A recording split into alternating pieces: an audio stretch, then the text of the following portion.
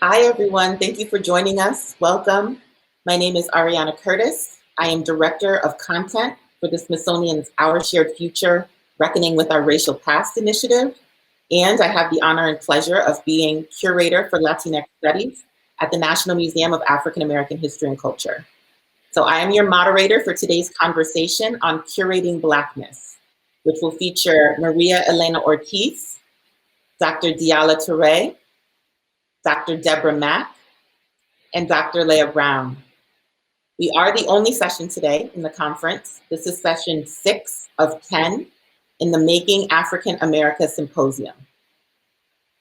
Our session description reads, although measures of diversity name Black as a single category, some museums and cultural institutions focus on the research, collection, preservation, and display of Black diversity.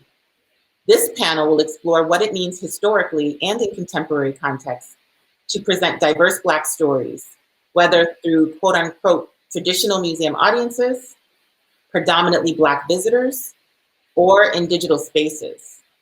So today we will explore these issues and more through the work of 4 Black female curators who work in different spaces, are at different places in their careers, and have different areas of expertise.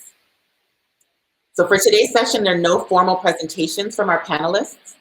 We'll start with one-on-one quick chats with each of our panelists, move to a group discussion, and then open space for the audience Q&A. Please do put your questions in the chat throughout our conversation. I will do my best to integrate them as I see them and as they're relevant to the conversation that we're having. And there will be a dedicated Q&A session at the very end of the panel. So the first curator that I'm bringing to the virtual stage is María Elena Ortiz. María Elena Ortiz is Associate Curator at the Perez Art Museum Miami and has collaborated with institutions such as Langston Arts, New Langston Arts, Teoretica, the Museum of Craft and Folk Art, and the Tate Modern.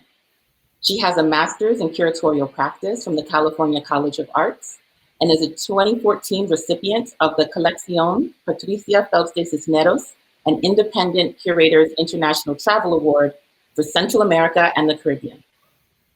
Welcome. Thank you. So nice to be here, Ariana. Thank you. With such a wonderful panel. And I'm excited to, at least share virtual space. So we've just had a few misses in terms of in-person conference participation. With the conference at PAM, the government was shut down and I couldn't attend. And now with the pandemic, we're not at the National Museum of African American History and Culture, but it still is a pleasure to share space with you. Likewise. Thank you. So just to orient people, I know that you will speak about Latinidad and about Afro-Latinidad, but the Perez Art Museum Miami is not a museum specifically of Latin American or Latinx art, as some people might assume from the name.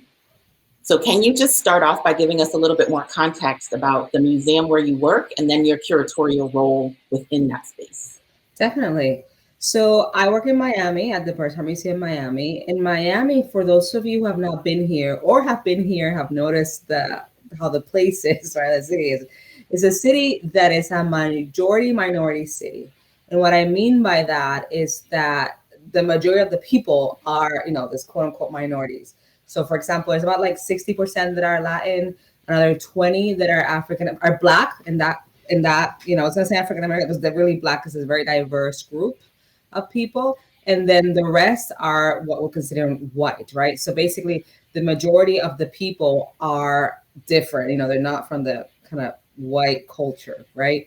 So what that has created is also that those different communities have access to power and has really gone up, in terms of the rank. So for example, our government officials, a lot of them are of Latin descent, and that's very normal. And you see it, you probably see it as our, congressmen and so on. So it is a city in which different people who are often considered minority in other cities are actually very active in politics and the finance and in all parts of the city engagement and so on. It's also a very young city. So, and what I mean by that is that really, even though Miami, I think, was founded like almost 100 years ago, this is like the first kind of museum for the people which was founded originally in the late 70s and early 1980s. So in like cities like New York or where you are in DC, that you have this very important historic institutions, we actually started collecting in the 90s, which was at the height of identity politics.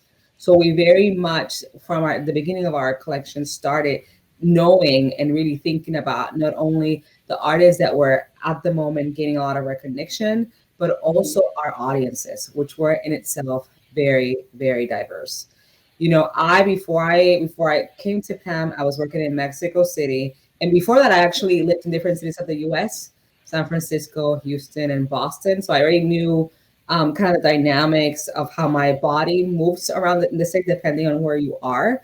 And when I was in Miami, it was the first time where suddenly speaking in Spanish was a thing that people do, and they don't kind of frown upon you if you do it. And I remember the first time I came here to Miami, I took the metro system and I was lost and I couldn't find my way. And I kept asking people in English, and it wasn't until I switched to Spanish that I was able to find my way to get to the interview that I was going here in Miami. So just to give you an idea of how different Miami is in terms of a city compared to other U.S. cities, and why our museum has the Perez Art Museum Miami, the first and only museum with a Latin last name in the United States.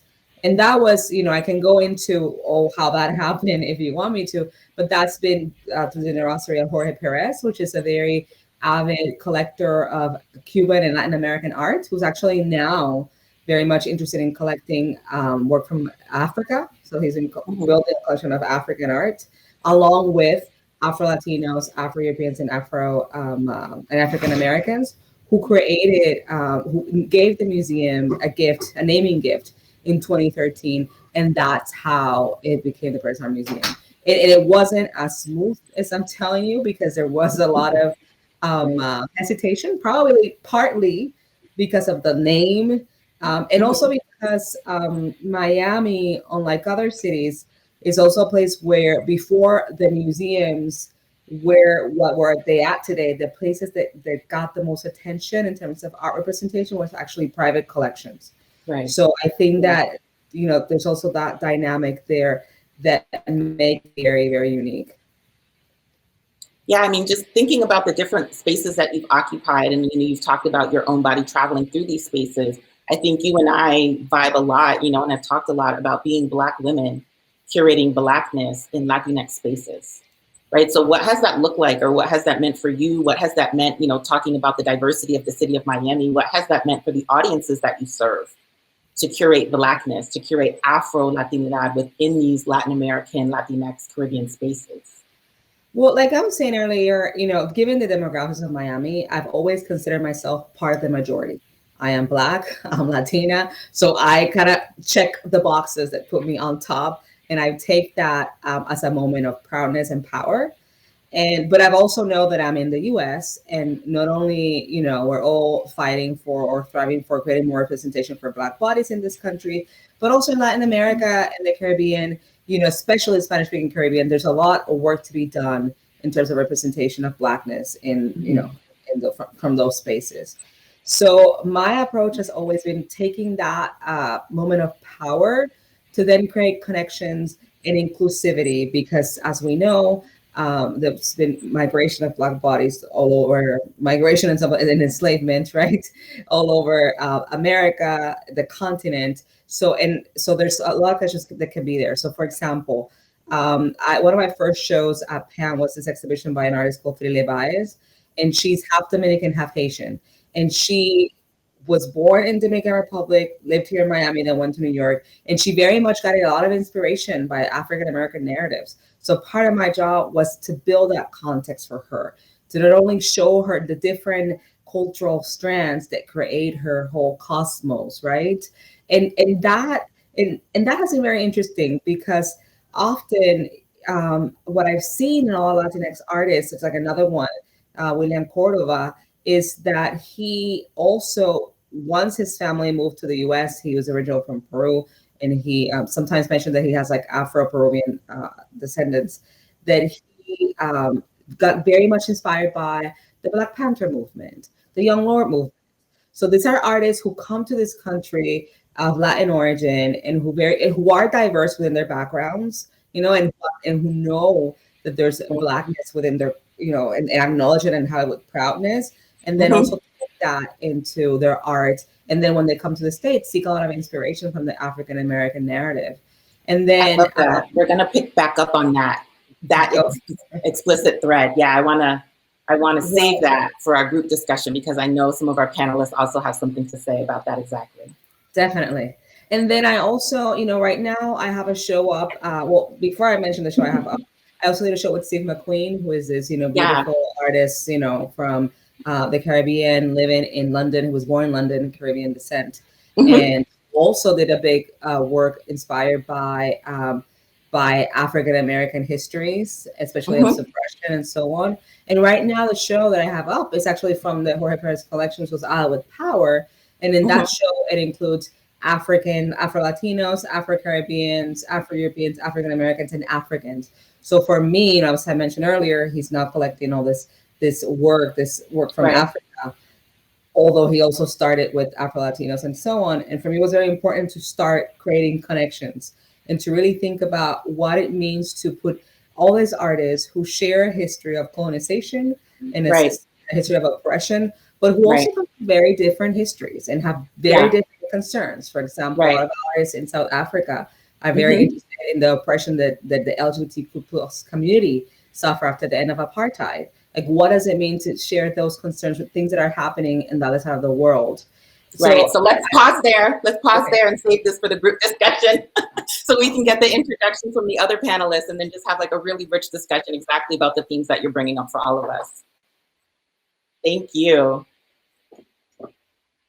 All right, I want to bring our next panelist up to the stage so we can get a little bit more background about her, and that would be Dr. Diala Toure. Hello. Hello, so I want to read your bio for our listeners. You are the Senior Fine Arts Appraiser at Appraisals of Value, LLC. You are a French-born art historian and former curator of the Lewis Museum of Art in Baltimore.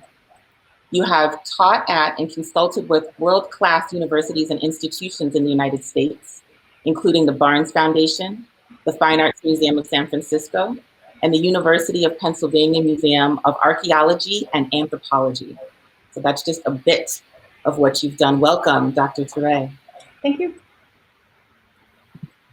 So you speak from various professional spaces, but especially as a curator of an African-American collection and an appraiser, a Black woman running her own business.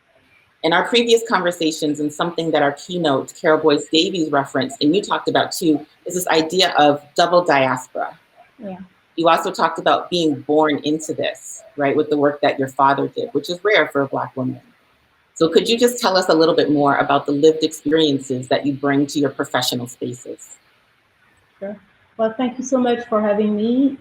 It's a pleasure to be here. So I'd like to thank the Smithsonian, the Center of Global Migration Stories, Casey Edwards, and all of you for inviting me today.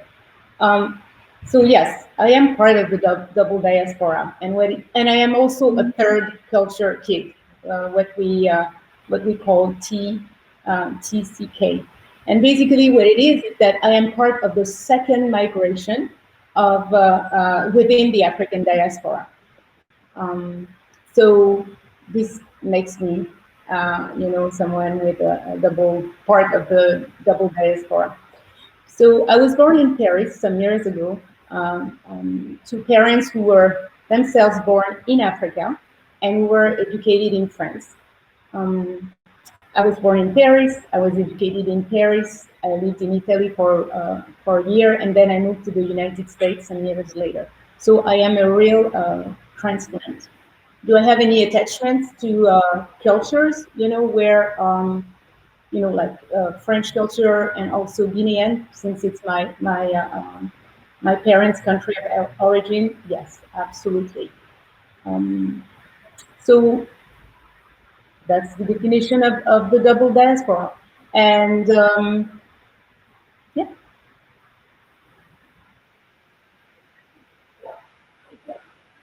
And how you came into this work, particularly running your own business?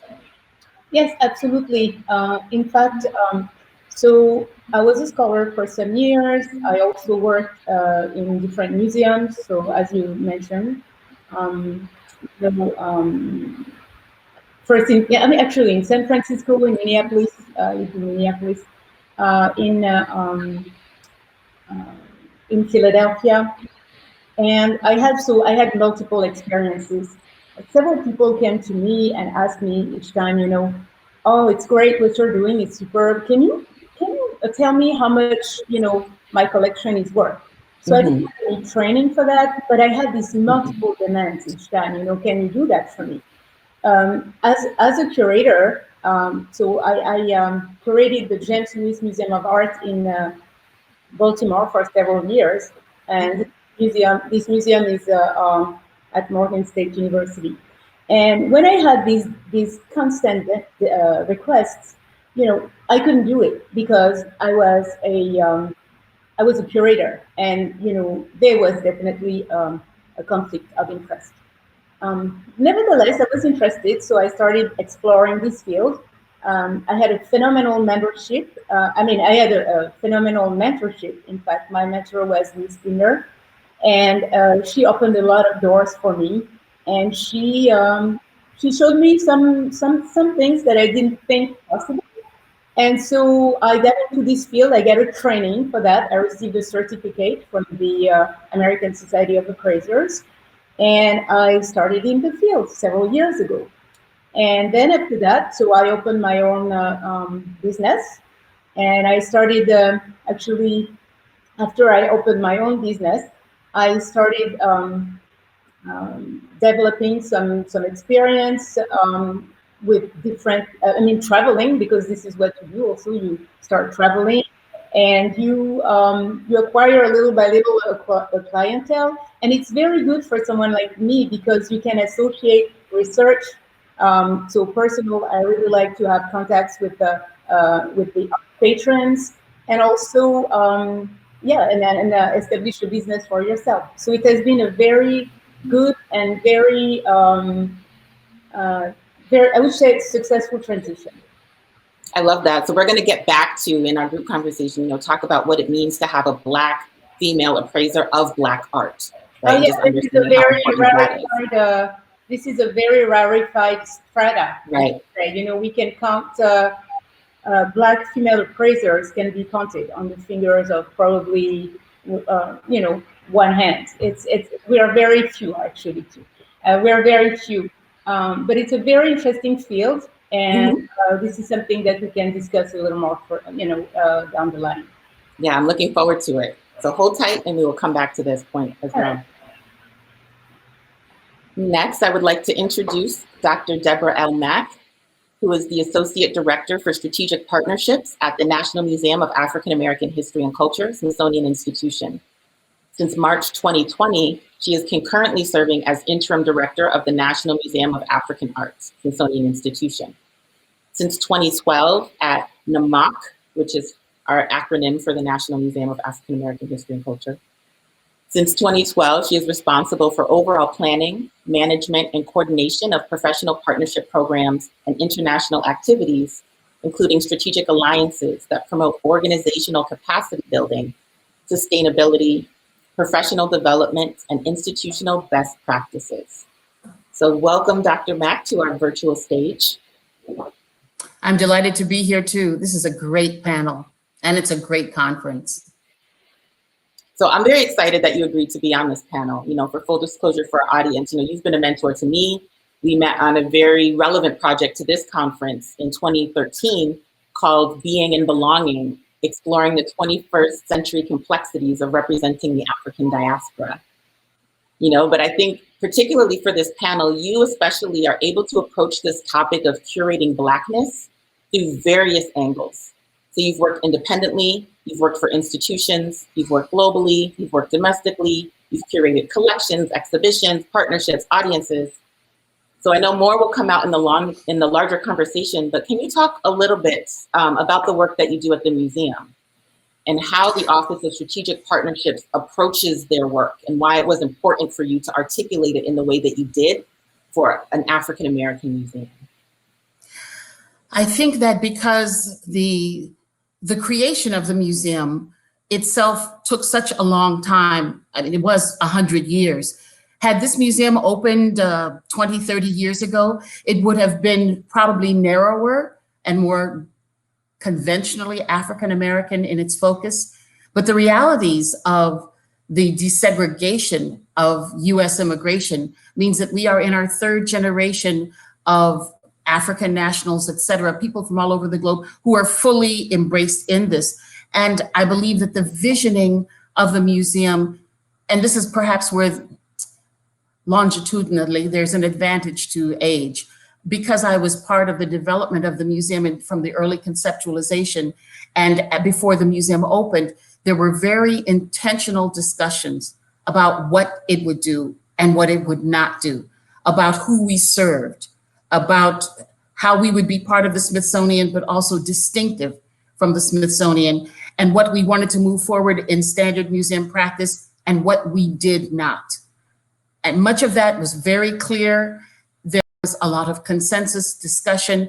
And I think that being able to build in those values and those ethics into the creation of the museum and into really operations, staffing, position descriptions made a huge difference. And so that, in a sense, the way the museum is also a reflection of the long-term African-American ethic. I believe one of the advantages the museum had is that we are another example of a very long history of independent Black institution building. We are part of the Smithsonian, but there were models around the values, the ethics, the culture, the practice that were historically African-American and in those diverse formats that we intentionally brought into the creation of the museum. In addition, the enabling legislation for the museum mandates that Mack, in a sense, raises the field. It is mandated that we work in collaboration with African-American and African diaspora museums because there are so many, and because the idea of identity, being, and belonging is domestic, transnational, multinational, and sometimes even centered overseas. We really work at an organizational level. We also work very hard to have all of these organizations work with each other because we are stronger when we work together. That's much of what has motivated the creation of the work we do and the ways in which we do that work, even the ethics of how we approach the work. So our memoranda of understanding, for instance, are very clear about parity and equity. It's not just what benefits the museum. It is about what benefits the field. Yeah, and I think it's so important that you've been able to build a platform, and so one of the things that with the Smithsonian Institution that I hope we come back to is what it means to work in a Black space within a predominantly white institution, right? And the opportunities that we have to model work differently for the field writ large, African-American museums, diaspora museums, but also our sister museums within our own institution. So we will return to that point as we introduce our final panelist, last and certainly not least, Dr. Leia Brown, who serves as the Assistant Director of the African American History, Culture, and Digital Humanities Initiative, where she co-directs the Restorative Justice Project and leads research, teaching, and programmatic initiatives. She holds a PhD in Public History from Middle Tennessee University. Her research and publicly engaged work explores Black women's material and digital culture created to advance Black freedom struggles. She is the co-curator of the traveling exhibition Ubuntu, Life Legacies of Love and Action.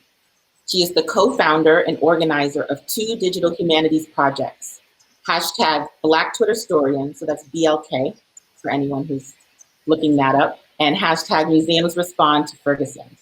So welcome, Dr. Brown. Thank you. I am so delighted and honored to be here with many of the Black women curators who I've respected and admired. So thank you for creating this space and time for us. We're so excited to have you. So I was first introduced to your work through the hashtag Museums Respond to Ferguson, which I thought was brilliant. But for those who are new, Can you talk a little bit about the genesis and the impact of that work, particularly it not being in a museum space and the direct connection that you had to audiences? Sure. First, I always like to start by giving honor to the young organizers who were on the ground in Ferguson. So much of this work and inspiration is owed to them who were organizing, as I said, on the ground and also online after Darren Wilson killed Michael Brown. So my co-conspirator, Adrian Russell, and I were moved by their energy, their demands, their portrayal of Black life, their capaciousness for Black life, and their refusal to leave justice in unfinished projects. At the same time, we were also working inside museums, and it was very clear to us that these museums were part of a hegemonic system. So we were also experiencing racism, pay inequality, and so forth, like many others within the institution. So we wanted to use this project, which started in 2015 as a Twitter chat, to challenge folks to think about and to see the power and responsibility in telling stories, which is part of what museums, especially history and culture museums, do. And from that chat, the project grew to an installation that was featured during the Smithsonian APAC Culture Lab on intersectionality, also at the Documenting the Now convening and the Museum Computer Network. Another point that I like to emphasize about the Museums Respond to Ferguson project is that although we chose the name Ferguson, we acknowledge that the project isn't bound by space or time. And by that, I mean that we acknowledge that Ferguson was not the first or only time where Black communities were over-policed, over-surveillance, and divested from. And on the opposite side, Ferguson was not the only time that Black communities came together and fought back against those systems and who fought for their own liberation. Finally, I think the impact is evident in what the ecosystem of museums look like now. So we've seen many different types of projects pop up, like Museum Worker Speaks, which specifically looked at the intersection of labor and race. We also see a lot of museum unions on the rise. There are projects like LaTanya Autry's Museums Are Not Neutral, and then also projects outside of museums like Decolonize This Place. And I think all of those projects have definitely challenged how we think about our work. They've also encouraged us to come together and build power together. And I think we've seen that especially this past year where there's been a lot of mutual aid. And I think that has also encouraged us to look at Black museums who have been doing the work for the longest. So I really look forward to talking about this more with you all and sharing more. Before we get into the larger conversation, can you just tell us, for people who may not be used to the phrase, but I think it's something particularly in quarantine, as you referenced, what is digital humanities? What does that mean?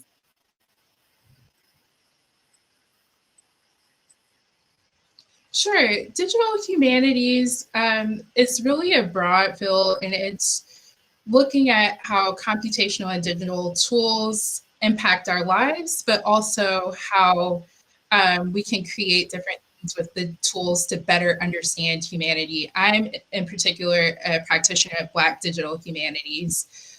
So I'm looking at experimental interface design to help us see the richness in Black life. And that has been really interesting with taking my former experience as a curator, and then now looking at that in the digital space. During quarantine, we've seen museums with means rush to put virtual version or their exhibitions in virtual environments.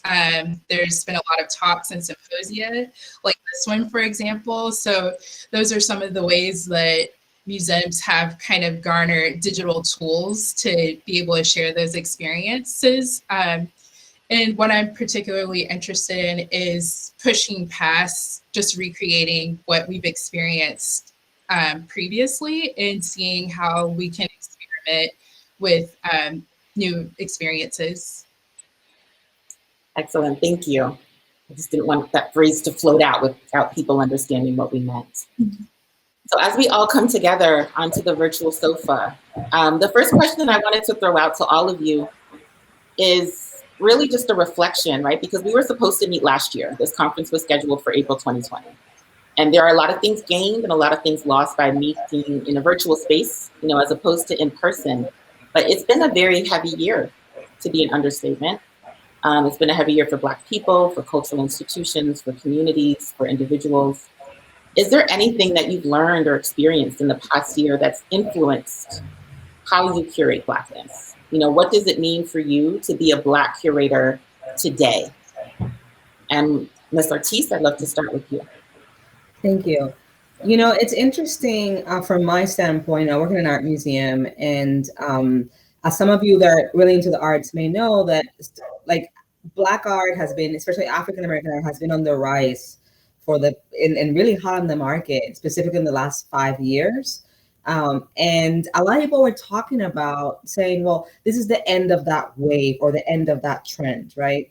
And then the summer happened with the killing of George Floyd, and that even made our jobs and the attention that a lot of artists and not only artists, but diversifying museums became a big topic within the industry.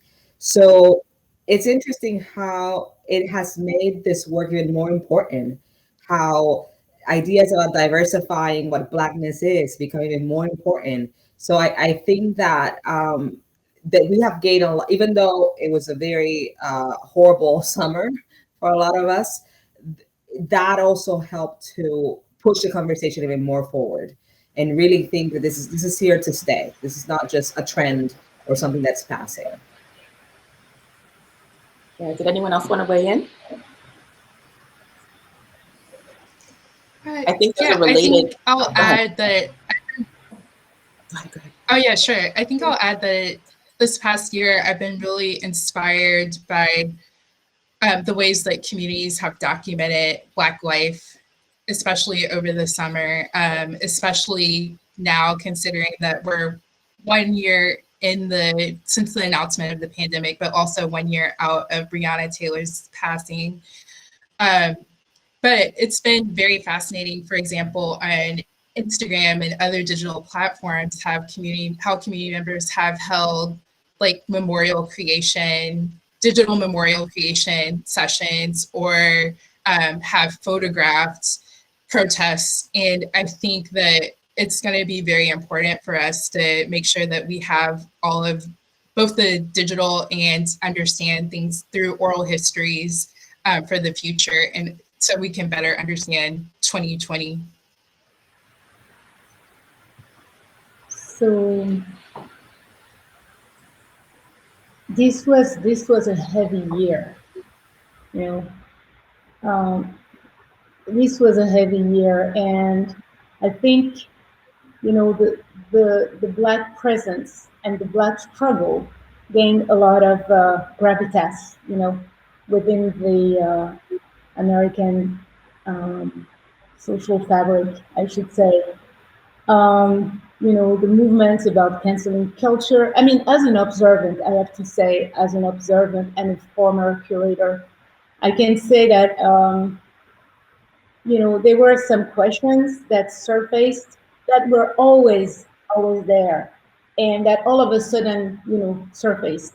Like the museum seemed, you know, perceived as the supreme symbols of racism and white supremacy, the you know, the lack of diversification of museum collections, the professional opportunities that people never really had, you know, people of color never really had. The public shaming also, you know, and that's something that it was interesting to see, you know, people in the museum world react, you know, in their own ways about the way person of color has been treated, you know, for a long time. I think that the social media were also extremely powerful, as being used as a tool and also as a weapon, and it was a reckoning, you know. I think that seeing on TV and reading about those world mass protests for racial justice and anti-racism, you know, and the demand for radical change were something, you know, very, very important, and not only in the United States, but really throughout the world. So, as someone who was born and grew up in France, you know, seeing people demonstrating and seeing all of these images, I was really moved. Seeing people demonstrated in London, and so many, I mean, in England and Denmark, and it was something really, it was something extremely powerful to see, you know. I think that it also pushed people to think about, you know, acquisition committees, like, you know, those need to be diversified. Right. The boardrooms, the heads of the major museums, you know, Right. funding initiatives also became something. Oh yeah, you know, funding equity, diversity, and all the access programs. So I think it was you know, the beginning of a dismantlement, you know, of certain values. And I think many people in the, I'm sorry to say that, but many people in the art world, if such a world exists, but, you know, did wake up and ended up smelling the coffee or the chocolate, depending, you know. So anyway. Yeah, well, I mean, I think this is an important point that you're bringing up about institutions. And we all know that Blackness, whether it be Black arts, Black history, Black culture, has not always been curated by Black people, right? And just the larger point that you're bringing up is that we have not always had power within these institutions in any realm, curation just being one of them. So let's just speak honestly about that, but from your perspective. So how do Black curators, or how do you specifically, so you don't have to speak for all Black curators, how are you changing how Black history and culture and art is framed? How are you changing the spaces that we occupy? How are you changing how our history, culture, art is valued? Do you want me to start, or maybe someone else can start? I can. I'll start with Dr. Mack. Okay. Bring you into this conversation. And my position is perhaps a little different, only because this is not the first time I've seen this.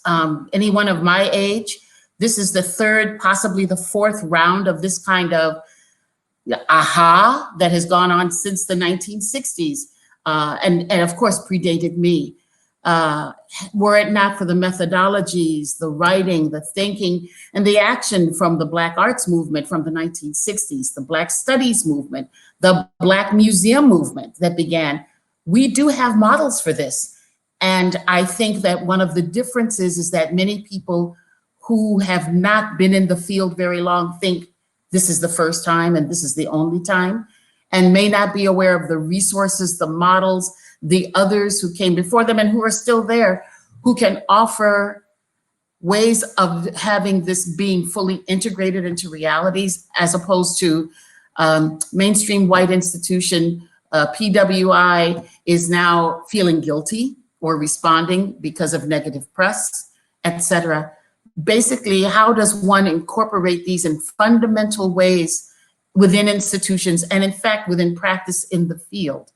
I find it unusual. I find it odd that the DEAI movement is something that is actually, in my view, managed and in fact defined by predominantly white institutions. It's what they did not know, or what they were not troubled by, or what they were not aware of, that raise these questions and these categories that everyone responds to. I would like to ask if there were Black institutions that we're defining DEAI, what would that mean?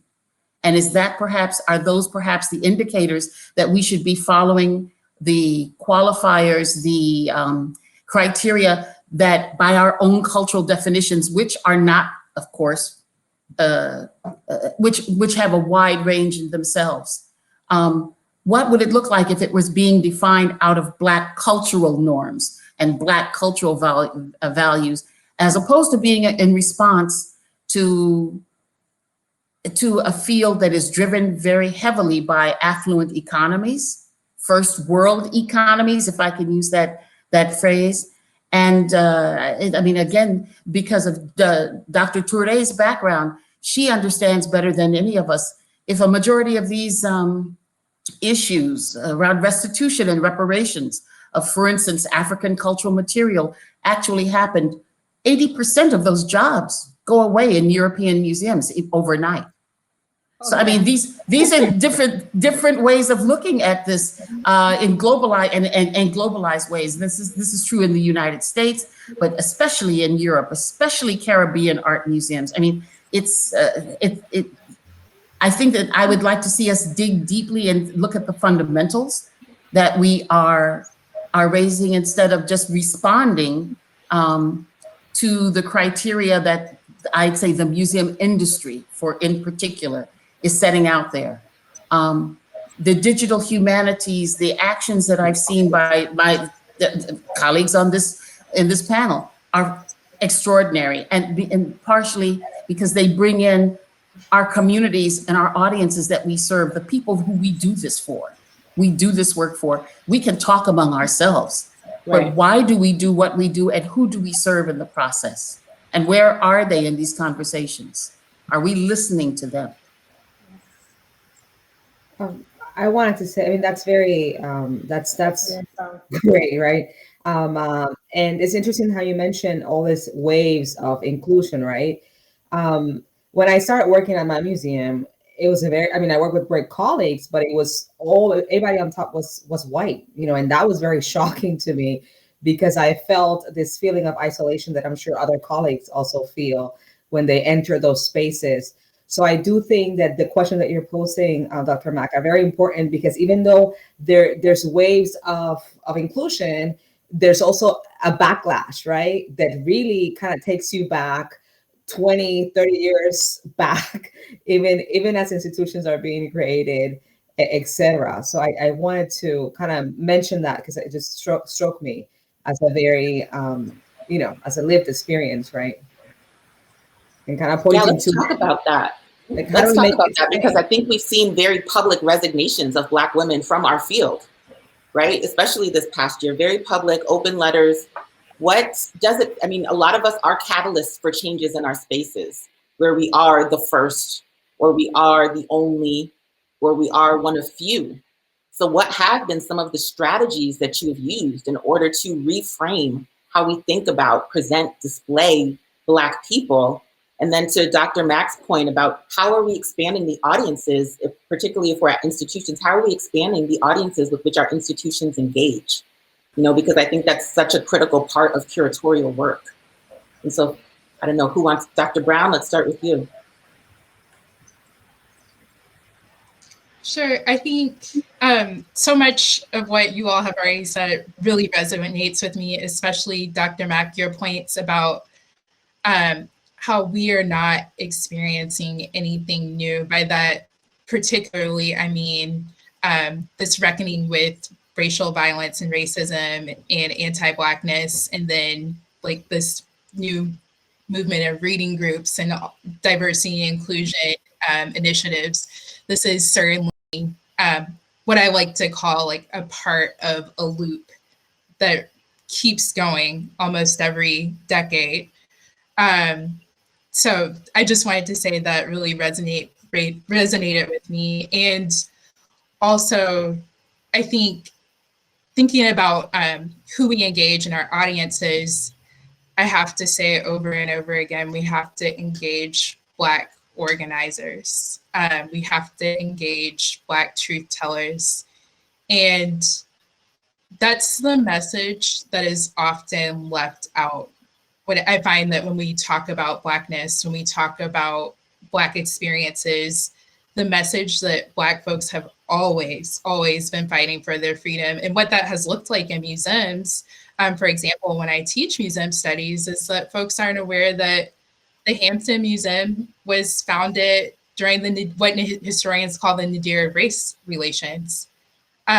So if you can imagine what it took to found an institution during a time in the United States where Black people were getting lynched, they were facing property destruction, but yet and still these Black women, mostly curators and archivists, were coming together, and they were still determined that as part of understanding who they were in this country and who their and what freedom looked like, they wanted to have a museum. So I think that part about audience, of bringing in the radical voices and making sure those voices are amplified, not only does something for the field, but it also furthers how we understand freedom in the United States. So I would like to add a little something, if I may, and just talk to you about my presence in at a Black institution and what it meant to me. So my experiences in academia was mainly, in those called elite universities, where, in the art history department, I was the only one, right?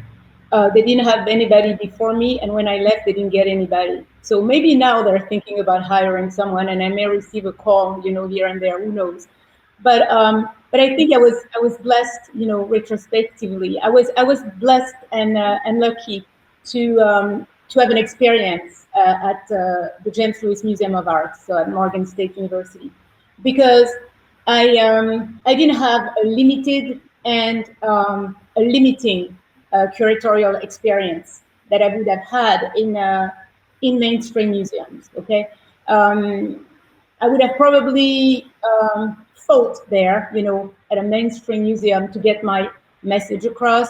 I would have probably witnessed some hierarchy in department history, priorities, acquisitions and funding, etc. So, and I think that I would have probably been, that I would have been scrutinized, that I would have been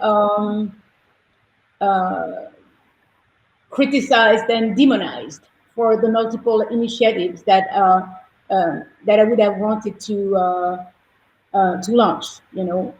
So I think that I would have tried, and I would have probably failed at decolonizing, what we call decolonizing the gaze of my colleagues. And so this was not my problem at Morgan. When I was hired, I didn't ask myself if the curatorial position was a real opportunity for me, or if I was just there to serve as an illustration of the word diversity without any support. I know that I would have probably not been able to evolve in a cultural sphere where melanin deficiency would rule, and where I would have had to worry about racial prejudice and interracial tensions. So I had other issues, though, but I think that working at an HBCU, and people, it's not like a lot of unfortunately, the choices are not the first choices for many young curators. But I think it has been a very, very good experience, an eye opener, and because I wanted to be in an institution where Black lives matter, where history mattered, where I could normalize some stories about cultural productions of people who look like me, and where I would have pride. I wouldn't have to justify myself about the type of stories, about the type of narratives that I was interested in, and so decency. Also, the decency was something very, very important, and this is something that I had. So I didn't have to look, over my shoulder, basically. And this is something that we don't have in white institutions. We always have to be on our guards. We have, without being but that's the reality. And I don't think it's going to change overnight, for the new generation of curators, Black curators, in those kinds of institutions. But definitely, a lot of people are super resentful, so things are not going to change overnight. It's a lot of we're moving something, we're like, and this is not something that happened in a spontaneous way, It's not that. So people are being forced, people are being, they are being checked, they have to explain themselves. I said that, but I meant this. And so, the hypocrisy is surfacing in such a way that it's really,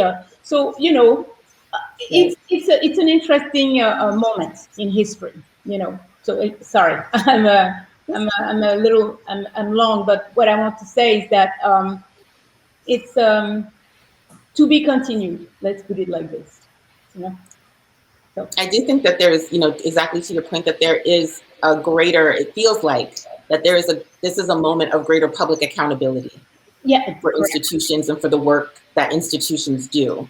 To integrate a few of the comments that we're getting from the chat, I just was hoping that everyone could talk a little bit more about the terminology that we're using and kind of bringing in Dr. Mack's point from our introductory conversation about what is a quote unquote conventional African-American narrative.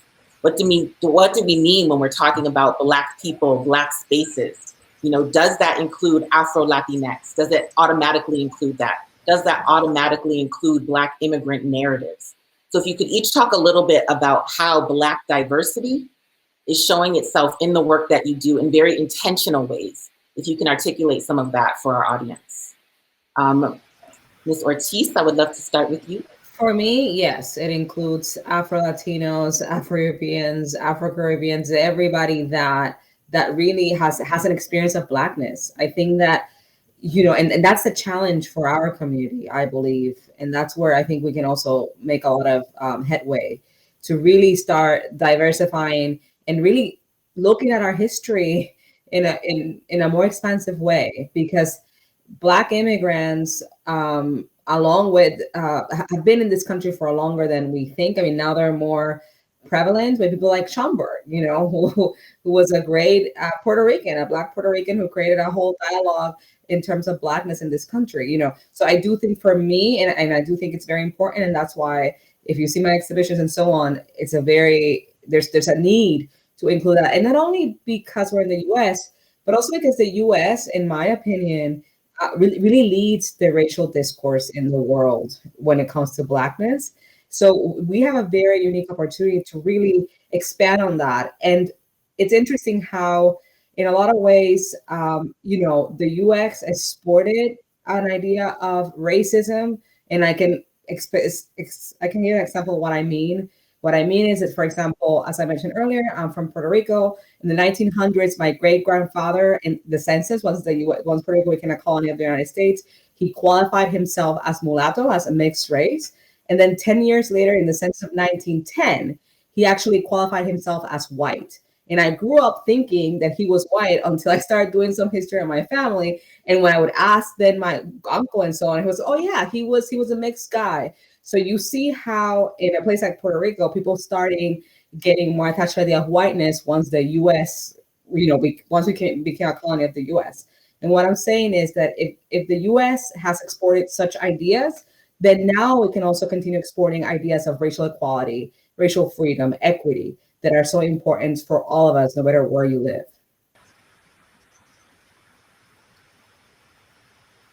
Does anyone else? Go ahead, I just please. wanted to say these are really important points. The U.S., I guess the closest equivalent for us is South Africa. We have been historically probably the closest to a formally apartheid nation. But the influence of building that and dismantling that is absolutely there.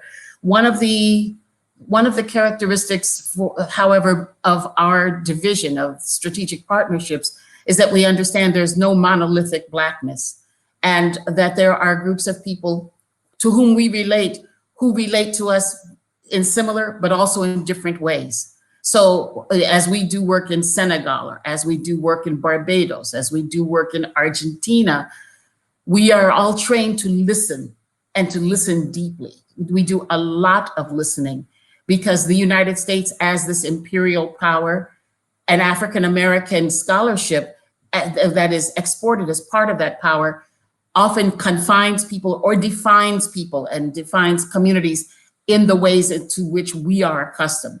Our historical experience is a rather unique one. And it's when you work, I mean, if I were in Senegal and my entire world is Black, what does Blackness mean? But I can relate to it through colonial experience, neo-colonial experience, and color coding, et cetera. And so there are similarities, but there are also differences. And I think in the US, we are probably the least culturally articulate in what those differences may mean, what those similarities may mean, but also in learning how to listen, to pick up difference that honors other people's perspectives on who they are. Because this is in the 21st century, you no longer find young people, in fact, you no longer find people under the age of 40 who define themselves as either this or that. They are this and that, and something more, and a fourth thing. That's who we all are. And we really need to become more articulate, more professional, more accomplished in embracing all of that, to really expand our definitions of, I would say, Blackness. It doesn't all have to fall into a neat US model. And as you said before, the US itself, its own history is not that at all, whatsoever. The work that we do in the Caribbean, part of what we support is multilinguality. So everything that we do is in English and Spanish and French and Dutch, for instance. Do we really need to have those who have had some of the least access on an equal footing? And one of the advantages of the digital is that it has leveled the playing field in many ways in terms of accessibility in multiple directions. I'd like to push back on that just a little bit, because I think this idea that we can't be, or that we understand people as more than one thing, is not necessarily true, and a reason why we want to have this conversation at all, right? And so I can speak from a personal experience that saying I'm Black and Latina is somehow confusing for people. And then to say that I'm African-American and Black Latina at the same time can be confusing for people, right? And even just talking about, when we're talking about immigration, the fact that Black immigrants, that Black migration, that Black people as itinerants, right, are just completely erased. And so I just love for us to talk a little bit more about how that shows itself in our work. How is it that we're still, at this point, reaffirming this just fundamental diversity of Blackness and understanding Black people in the way that we understand human people in general?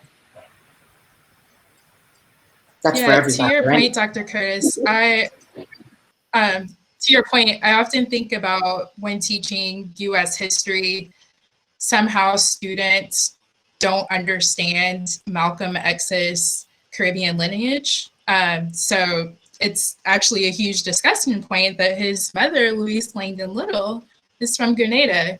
But then that opens up a much larger discussion point about how many other Black people who are in the United States that they just didn't understand their full lineage. So others include Stokely Carmichael from Trinidad, Claudia Jones, and so on and so forth. But that opens up a bigger conversation for us to have about, okay, you didn't understand their lineage, so let's talk about that. And then also, that means that the way that they understand Black freedom movements is very narrow, because they're only seeing it from a U.S. standpoint, U.S. point of view. Whereas we know that Black freedom movements were definitely influenced by the Caribbean and had undertones of African freedom struggles and decolonization struggles. So that opens up just a whole new universe in understanding Black experiences when people realize like everything didn't center and happen here.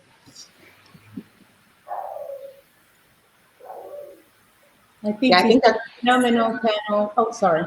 No, please go ahead. It's a phenomenal panel because it's a Pan-African panel, you know, and unfortunately, I speak for myself, but I speak of many people who are coming from, who are Black and coming from either the continent or, you know, Europe, and landing in this country. But we learned very quickly that skin folk are not kinfolk, as you said, right? I don't know who wrote that, but so we learned the hard way because we tend to embrace people who look like me, who look like us. We tend to do that. But on the other side, and when you're talking about Blackness, you're talking about so many things because it encompasses so many things. But history has not been kind to us. And unfortunately, I should say that a lot of people here, and I don't want to overgeneralize, but I have a lot who haven't had the opportunity to travel, to be interested in other people who look like them on another continent. They have hatred for us. They have hatred, whether we are, you know, and I hate saying that, you know, Afro-French, Afro-European, Afro this, Afro that, but we're not, you know, there is, for some reason, there is an impasse, and that's, you know, that's major. So when you talk about Blackness, you really want to be super inclusive, but it's hard to be, I have to say, because we have different experiences. We don't have, you know, this kind of monolithic experience, and we're all Black and we're all coming together. No, it's not like this, unfortunately. Absolutely. You know, as a foreigner, I like to do this. You know, I've done that for some years now because it's been almost 2 decades that I've been living here. But, you know, when I'm puzzled by a word, I'm going into the dictionary and I'm trying to find out, you know, what it really means. So the first time I read about the title of your panel, you know, I laughed because I say, how could you do? I mean, you know, like, okay, let's go and look in different dictionaries and see what do they really mean. So I went into French dictionaries, you know, American. There are 3 main dictionaries in France. Larousse, Littré, Robert. There are some other ones too. But they define Blackness as the color Black, as something like that is really dark, you know, like dark and that. And there is another definition that I found quite interesting, which is it's the heinous meanness. Heinous meanness. So, you know, relating to our experiences in, you know, I would say as Black curators, you know, curating in different spaces, but for those who have been curating, I would say in mainstream museums, this is really true. But I wouldn't call that Blackness, actually. I would call that the reverse, you know, because we really experience that. So I just want to go there. And I want to say also that, and I would like to really talk briefly about the collection at Morgan State. James Lewis Museum was a phenomenal, for those who don't know him, he was a phenomenal scholar. He created he founded the department of art history. He put together this phenomenal collection of world art. So, you know, it's not only because it's not only like African American, because at the time it was not even called like that, you know, but it's with the world-class collection that is so impressive. There are several artists, because of the quality of this man, who was trained as an anthropologist, because of the quality of this man and his dedication to the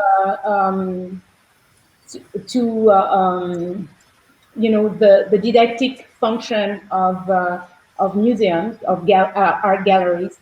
Right. He has the friendship of a lot of artists who ended up participating, contributing to the collection. People such as Romare Bearden, William T. Williams, Ed Clark, Melvin Edwards, Elizabeth Catlett, Benny Andrews, Gordon Park, etc., A.G. Montgomery, etc.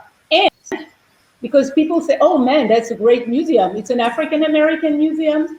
Well, it's a world-class museum because there are some other artists. So when I was a curator and I was welcoming some people who had no clue about what we had, I told them, yeah, we have that, but yeah, wait a minute. We have Robert Duncanson, we have Tanner, we have William H. Johnson, and we have some other artists, but I wouldn't call them minor, but we have artists such as Constable, Modigliani, Picasso, Albers, etc., etc. But my real pride was that it was a world-class museum with a great African art collection and African American art collection, along with everything else. So, which is an important feature of African Americanness. But there are over 5,000 works of art. This is a phenomenal museum, and people in Baltimore don't know, But in Baltimore, it's not only this museum. There is the phenomenal Blacks and Whites Museum, etc., etc., etc. So there is I really, really believe in the didactic function of a museum, and HBCU art collections are phenomenal. Hampton, Fisk, Tuskegee, Clark, Atlanta University, and so on and so forth. So they are really great repositories of culture.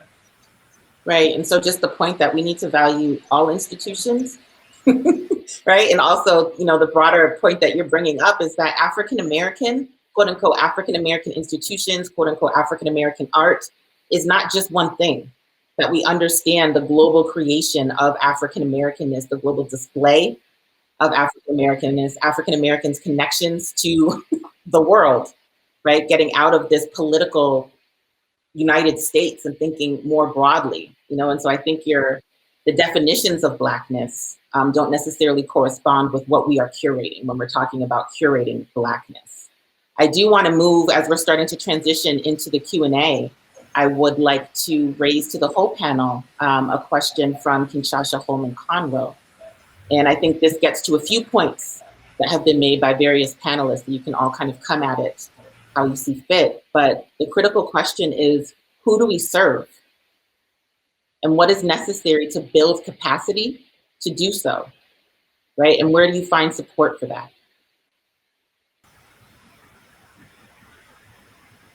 I know it's a deep question. I won't call out anyone in particular just yet. Give me a second. Well, I'll say from the perspective of the museum I work at right now, we serve the people, right? We serve everybody, like our audiences here in Miami. We, from the beginning, there was this a little bit of hesitation, for example, the name, that it's a Latin name, and the people would just assume that it's a Latin American or a Latinx space. And something that was built in this question about how do we find support, that was built from the museum, when the museum reopened in 2013, was what is now called the Fund of Black Art, that was originally the Fund of African American Art. And that was funded initially by a foundation here, the Knight Foundation, and also Jorge Perez, who gave $500,000 each of them to start this fund.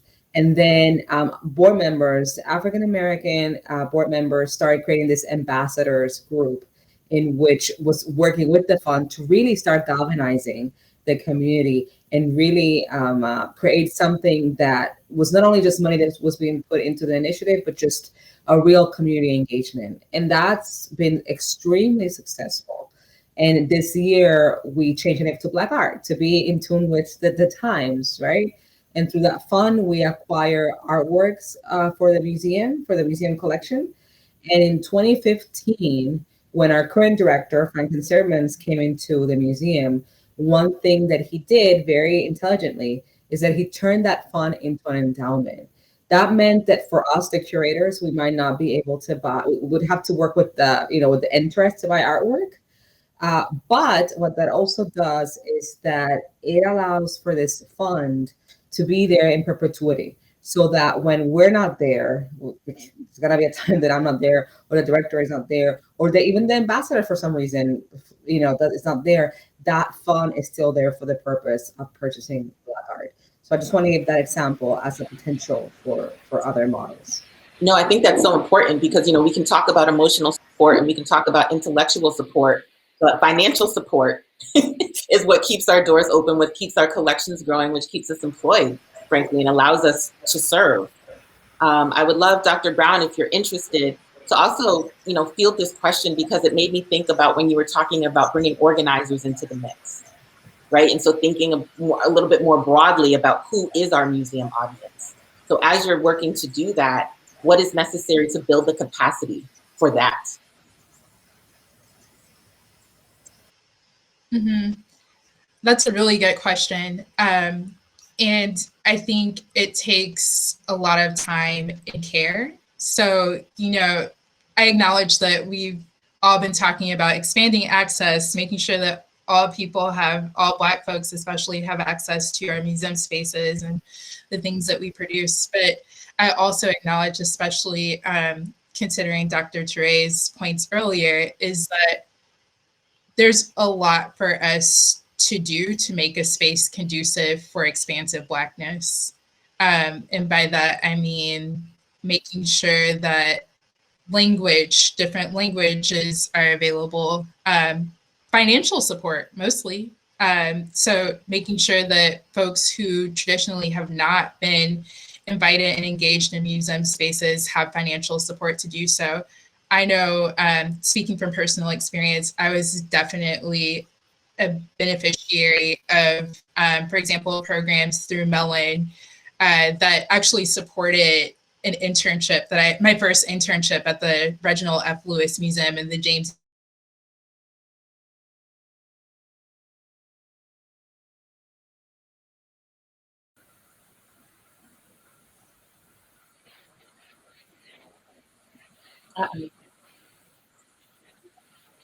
Sorry, two of our panelists are having a few technical issues. Hopefully we can get them back.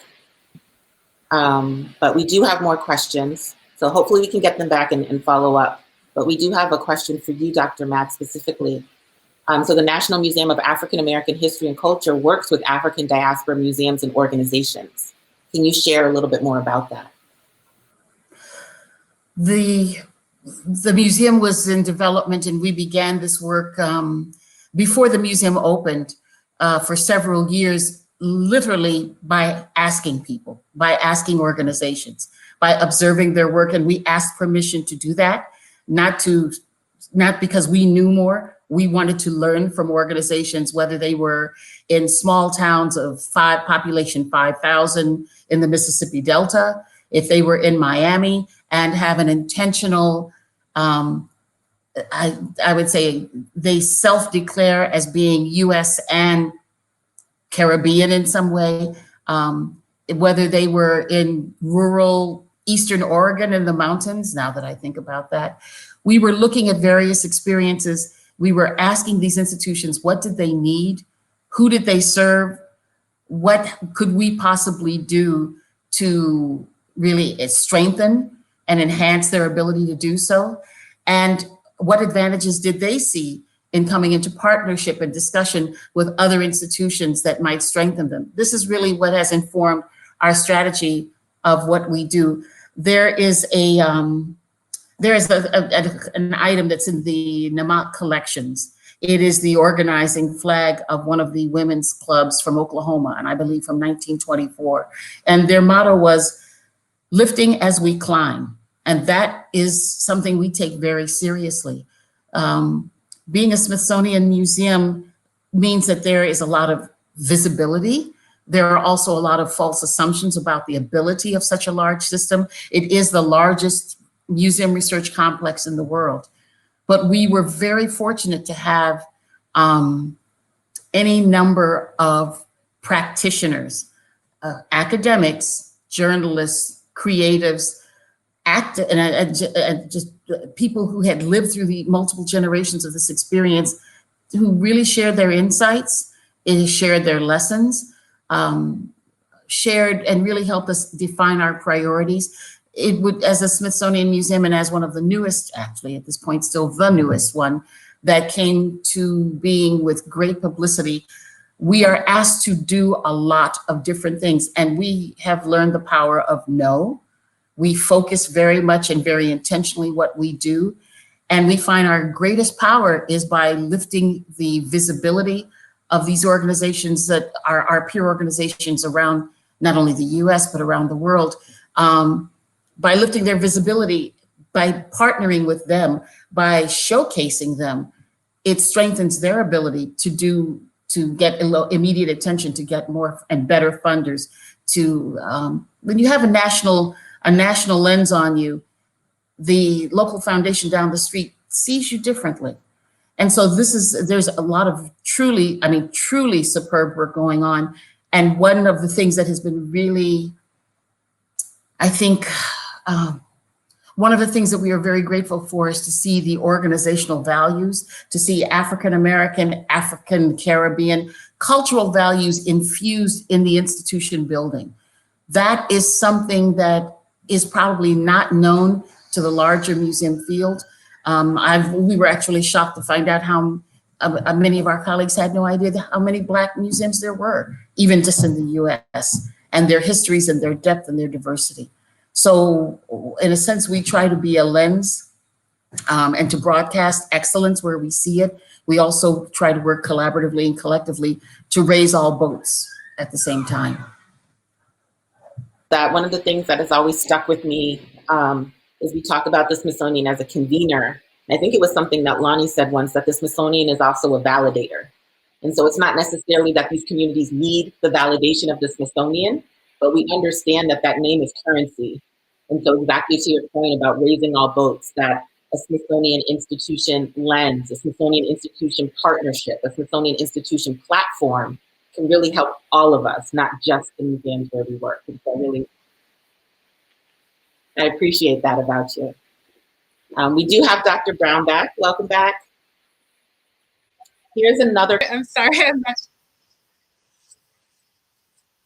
Another question to everyone. It's not to anyone specifically, but how do museums, which are historically white-dominated institutions, make a cultural shift towards a more inclusive telling of Blackness that includes the shifting dynamics of Black identity?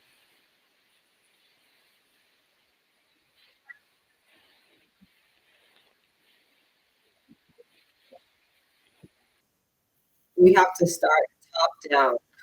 And what I mean by that is that you have to start diversifying boards, diversifying director positions, diversifying the senior staff, diversifying the curators, the education, the development staff. You need to start from the top down, really. And in the US in particular, there's been this, when you look at the museums, often the security staff is very diverse, the education staff is very diverse, but then there's other top positions, leadership board, that to me is where the real work needs to be done, and what is really is going to help to diversify. Because if you don't have a board member or a director or a curator or a senior staff that is interested in these topics, they're not, and not to say that they're not interested because of X or Y reason, they might not fight for it the same way that somebody that's very much personally invested does. So I do think that it's important. It's very important to do that, because ultimately, even when you think about hiring process, people often hire people that they know. So if you want to diversify, you need to then have on the top, you need to have people that are on those positions to then include other voices into that narrative.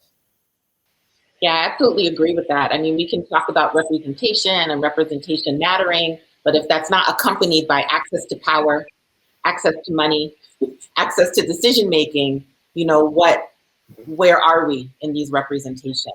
So I just want to concur, echo, co-sign with everything that you just said. Dr. Brown, did you want to weigh in on that, or did you want me to go to another question? You know, I have a trouble often with the framework of diversity, equity, and inclusion for so many reasons, but one of them being that it's often framed as a one-time thing, in what we know has to happen to actually realize structural change is that it can't just be about bringing in one Black curator or one Black board member and trickling them at a time, but it really means shifting a whole outlook and understanding, and that has to keep happening every day. It's a daily commitment. Right. So it's not just like, oh, we made it through this training, we made it through this anti-racist training, we hired here, we did that. These are daily commitments. And so also echoing what my colleague just said earlier, but just reemphasizing that they're everyday commitments if we want to see a more just environment in museums. Absolutely. Dr. Touré, are you there? I'm not exactly sure if you can hear us or if we can hear you. I can't hear you. I don't think so. Okay, another question from our audience. How should museums reframe our understandings of Blackness, including the complex encounters and histories between African Americans and Black immigrants? And that is a question not directed to anyone in particular. So whoever wants to take that on. I believe that many that many people think of sort of an historical African American. You know, you're connected to the pre-Civil War, et cetera. It's United States as defined at that time. It's English speaking, et cetera. But that simply is not accurate. And then the idea of immigration or immigrants is an ongoing. That's a natural process that has, how can I put it? When I think of the residents of St. Augustine, Florida, who have now celebrated 450 years in that city, coming originally from a number of places, including Bahamas, as immigrants, do I think of, the incredible West Indian communities that are among the multiple communities of Harlem, of New York City, that go back several hundred years that we know of. These are ongoing waves, and it's part of human nature. It's part of the nature of humankind and migration. It has sped up tremendously because of changes in technology, but this is an ongoing issue. I think we would have to talk about the new African-American immigrant communities that have settled in West Africa, in Ghana, in Nigeria, in Senegal. And we're talking thousands upon thousands of people who are purchasing property, who have enrolled in their children in schools, who are changing languages, who are taking out citizenship. What does that look like, in terms of that reversal? I think one of the things that I'm also very conscious of is that in the United States, we think of this as early comers and late comers kind of scenario. And one of the things that is true about the African-American sort of centeredness in this is that we have 500 years. I mean, we do have 500 years of being engaged in this quest, I'll call it, in what is now the United States. When you're talking Europe, you're talking of people who are really right now in the second generation. Maybe their parents were the first large-scale immigrants in the 1940s, 50s, 60s, perhaps. That it's very different to begin to construct these narratives when you are a small number of people and there's such a short time span. So I think that we have to be careful not to confuse apples with oranges in these discussions as well.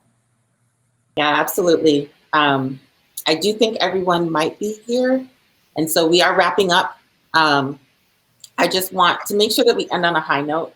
because we're not together, we're not going to be able to get that collective energy and those high fives and hugs that you get after the panel. We're all just going to go back I don't have to any our separate background spaces, you know, but I do think that it feels like this field is opening to more of us, or in a way to claim our own agency, that more of us are choosing this field. And so as we think about the students, the emerging professionals who are listening to us right now, if we are the first and the onlys, it doesn't feel like it's going to be that way forever, that there are more of us coming. So everyone, in 30 seconds or less, just tell me something joyful that you get from your job as a Black curator. We'll start with you, Ms. Ortiz. I think just being part of a conversation that's shaping like cultural discourse. And I know it sounds kind of wordy, but for me, even right now, I had a very intense conversation about race with my sisters last weekend with the whole Meghan Markle debacle. And then I find myself here, and I feel like it's just very here in a place that I'm talking to a lot of people, sharing my experience, my knowledge, and seeing how even if there are things that we have grappled with and have issues with and want to change, at least I think all of us from our standpoint are doing something to make that better. And for example, you know, as I mentioned earlier, when I started working at PAM, I felt like the only one, but now in hindsight, I was able to be part of so many great initiatives that really transformed the institution. So I'm so glad that I was able to persevere over that. So that brings me joy, that ability to kind of reflect on the great work that we're all doing and the changes that we're making. What brings me joy about my work is to be able to cater to people who look like me, to be able to relate to different stories that in which they see themselves being reflected. It's to be able to inform people, to educate people, to entertain people, and to create a community with a great interest in art, in different narratives, and yeah, and it's a phenomenal way to relate to other people who look like me. So it gives me great joy to be able to be some kind of a griot and serve as a vessel for some information that touch us all, that is about creative spirit, African diasporic creative spirit and genius. Oh, there's so much that brings me joy. I mean, I think I always talk about how the love of Black folks really centers my praxis as a curator and a researcher, but I'll speak as a digital humanist for right now. And what is bringing me joy is experimentation. So thinking about all of the work that I did for my dissertation and exhibitions, but now I get to experiment in application design and seeing, as I was talking about earlier, what might Black women's textiles paired with oral histories look like in a digital app versus, you know, seeing only 2 dimensions in real life in a gallery. So that's what I'm really excited about. Excellent, I love it. Dr. Mack, 30 seconds or less, what's bringing you joy? I think that it's an incredible privilege to be surrounded by so many different people who are embracing this concept. And many of them are African American, and equally as many are not, and they embrace the concept. And it's wonderful to work in an institution where everyone is pulling in the same direction, and that these issues that we've been talking about today are first and foremost in everyone's minds. They are the basis. They're the basis of the conversations that we have, and we remind each other of that on a daily basis in really constructive and positive ways. And I don't think that Dr. Touré is with us, but something that brings me joy is being able to bring people together who ordinarily would not have been able to sit in a virtual space and have this conversation. So I'm sorry to have to be the person to wrap up this conversation. I would like to thank all of our panelists for their wisdom, their candor, the gems that they have bestowed upon us today. So I'm giving a virtual warm applause to Dr. Deborah Mack, María Elena Ortiz, Dr. Leia Brown, and Dr. Diala Toure.